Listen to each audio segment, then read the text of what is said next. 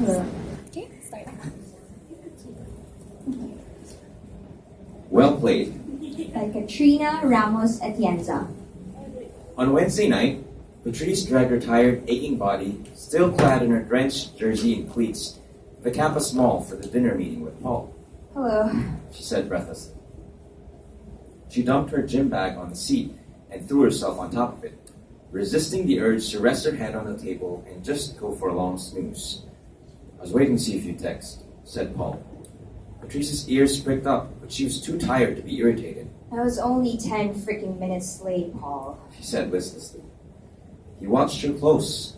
He watched her close her eyes and rub her temples for several seconds. She felt his gaze. Can I help you? He looked away. Probably embarrassed, she'd imagined someone like him staring at someone like her. Do you, want to order? Fine, whatever. As the waiter took their orders, the air felt charged, curiously tense. So, boss, what's the plan? She rested her chin on her hand. He shuffled his notes. I thought we should do a narrative essay, said Patrice. He stared at her again. A narrative essay of what? She said. I thought you might have an idea. Normally, this would be the perfect opportunity for her to let loose with some cutting remark at the unsuitability of his applied math skills and sarcastically bemoan her poor BA communications qualifications. But she decided against it.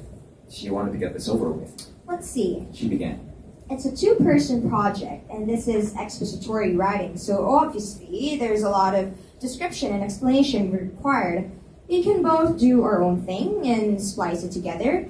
It has to be cohesive, so we have to decide on a shared topic and pull the paper together based on that. We could do a he said, she said thing, capitalize on our contrasts. The waiter arrived, and she took a sip of water. Our contrasts, said Paul. Yes, Paul, contrasts, differences. You think we're very different from each other? Hello? She raised an eyebrow. Like how? He pressed. Patrice looked around her. Well, for one thing, this restaurant. What about it? Do you come here often? All the time. I know the owner. See, I've only been here twice in my 3 years at the university. Why is that? Can't afford it. She said bluntly. Paul blanched. I wish you said something. Don't worry. One overpriced meal this semester won't reduce me to poverty. And look, I wasn't trying to make you feel bad. I'm just trying to make a point. His gaze seemed to search her face, and that point is... Is that we're completely different. He remained silent, but his expression was incredulous. You're Mr. Analytical Applied Math who hardly speaks and doesn't dance and hates football and looks down on the art students. She said hurriedly. Paul's composure was unruffled. If I were to go by your argument, I would state the opposite. You're a Miss Illogical Communications major who blurts out whatever comes to mind, makes a fool of herself on the dance floor with keel over a simple thing like football and resents the science students. She swallowed a lump in her throat. Fair enough. She said, struggling to contain her shock. I never really doubted that was what you thought of me. Then you'd be wrong, said Paul quietly. But you just said... What I said was modeled on your argument. I simply took your words and said the opposite, so as to illustrate my point. And your point is... She leaned forward, challenging him. I don't think of you that way at all. Huh. Scoffed Patrice. And how do you think of me? Paul suddenly leaned back, seemingly irritated. The waiter arrived with their baked macaroni, but tension on the table remained. I think of you very differently, he said, in a very soft, strange tone of voice that Patrice strained to hear. Patrice did not know what to answer. Slightly flustered, she concentrated on the macaroni.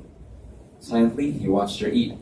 Then, he cleared his throat and said, in a much more businesslike tone, I understand your suggestion about capitalizing on, as you said, our contrasts. She nodded.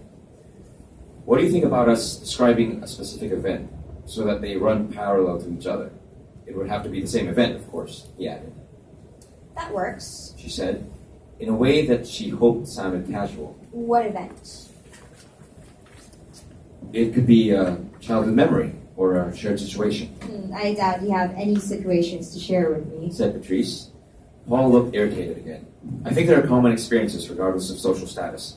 First plane rides, first kisses, favorite toys, major parental disagreements. I've never been on a plane. She argued. And I'm an orphan. She bit her lip, silently scolding herself for blurting that out. To him, of all people. He looked at her for a long time with his hard-to-read eyes. Don't pity me. She finally said, forcing calm into her voice. My aunt has been taking care of me since. And Miss Alia is like a second mom. Money is tight, yeah, but then there's football, and that takes care of a bit of that. I'll graduate soon and earn myself. And anyway, it's not really a big deal.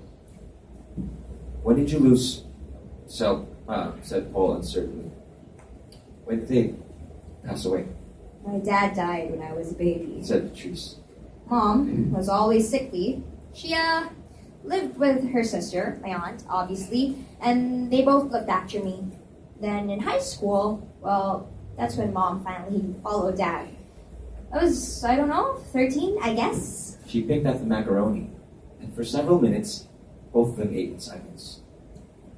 I was 4, Paul said quietly. Huh? I was 4 when my parents, he explained. Patrice did not know quite how to react. He hung his head low, like a child, and suddenly, she longed to reach across the table and hold his hand. So sorry. She said. No, he said above. Don't be.